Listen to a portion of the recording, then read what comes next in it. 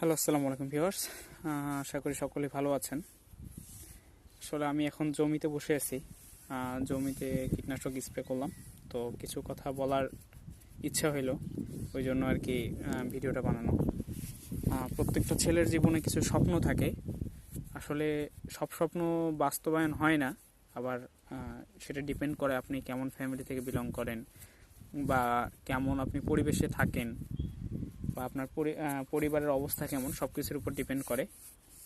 তো একটা ছেলের ফ্যামিলি যদি ঠিকঠাক না হয়, মানে ঠিকঠাক বলতে যেমনটা বোঝায় এটা হচ্ছে যে পরিবারের মধ্যে যদি অশান্তি না থাকে,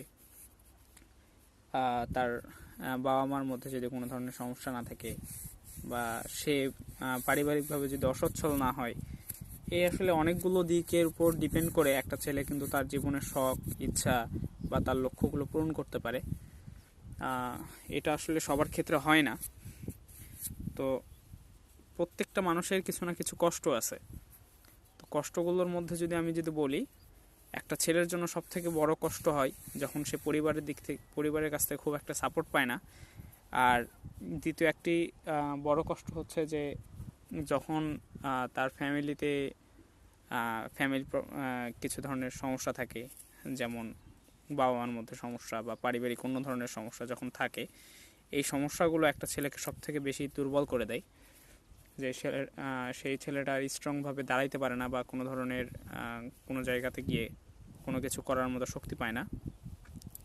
আসলে এই বিষয়গুলো একটা ফ্যামিলিতে থাকা একটা ছেলের জন্য যে কতটা কষ্টকর, এটা যে ছেলের ফ্যামিলিতে আছে সেই শুধু বলতে পারবে। তো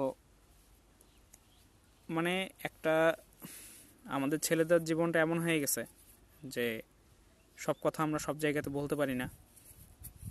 এই কথাগুলোই ধরে নেন, এগুলো আমি জমিতে এখন একা আছি দেখে আমি বলতেছি, অন্য জায়গাতে হয়তো থাকলে বলতে পারতাম না।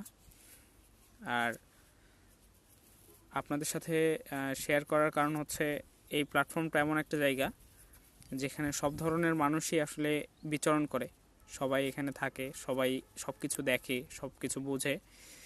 তো কেউ যদি এই প্ল্যাটফর্মে চলে আসে, তখন সে আসলে বাস্তবতাটা বুঝতে পারে। সবার পরিবারের দিকটা আসলে এক হয় না, কিন্তু যখন আপনি আপনার ফ্যামিলির দিক থেকে সাপোর্ট পাবেন না, যখন আপনার ফ্যামিলিতে সমস্যা থাকবে, তখন কিন্তু আপনি আসলে ভালোভাবে বাঁচতে পারবেন না। এটা হচ্ছে বাস্তবতা। তো এই কথাগুলো বলার জন্য আসলে এই ভিডিওটা মেক করা। আশা করি আমার কথাগুলো সকলে বুঝতে পারছেন।